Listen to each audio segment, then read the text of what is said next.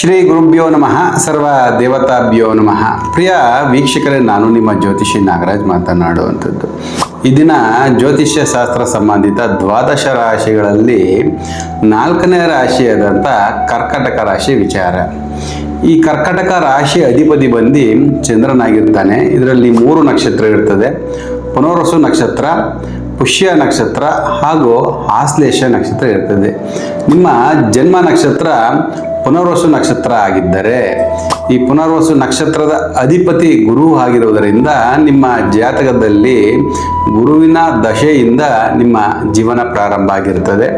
ಹಾಗೆ ನಿಮ್ಮ ಜನ್ಮ ನಕ್ಷತ್ರ ಪುಷ್ಯ ನಕ್ಷತ್ರ ಆಗಿದ್ದರೆ, ಈ ಪುಷ್ಯ ನಕ್ಷತ್ರದ ಅಧಿಪತಿ ಶನಿ ಆಗಿರುವುದರಿಂದ ನಿಮ್ಮ ಜಾತಕದಲ್ಲಿ ಶನಿಯ ದಶೆಯಿಂದ ನಿಮ್ಮ ಜೀವನ ಪ್ರಾರಂಭ ಆಗುತ್ತದೆ. ಹಾಗೂ ಕರ್ಕಾಟಕ ರಾಶಿಯ 3ನೇ ನಕ್ಷತ್ರ ಆದಂಥ ಆಶ್ಲೇಷ ನಕ್ಷತ್ರ ನಿಮ್ಮ ಜನ್ಮ ನಕ್ಷತ್ರ ಆಗಿದ್ದರೆ, ಈ ನಕ್ಷತ್ರದ ಅಧಿಪತಿ ಬುಧನಾಗಿರುವುದರಿಂದ ನಿಮ್ಮ ಜಾತಕದಲ್ಲಿ ಬುಧನ ದಶೆಯಿಂದ ನಿಮ್ಮ ಜೀವನ ಪ್ರಾರಂಭ ಆಗುತ್ತದೆ. ಹೀಗೆ ಇನ್ನುಳಿದ ನಿಮ್ಮ ರಾಶಿ ನಕ್ಷತ್ರ ವಿಚಾರಗಳನ್ನು ಮುಂದಿನ ವಿಡಿಯೋಗಳಲ್ಲಿ ತಿಳಿಸಿಕೊಡಲಾಗುತ್ತದೆ. ಸರ್ವೇ ಜನಾಃ ಸುಖಿನೋ ಭವಂತು, ಲೋಕ ಸಮಸ್ತ ಸನ್ಮಂಗಲಾನಿ ಭವಂತು.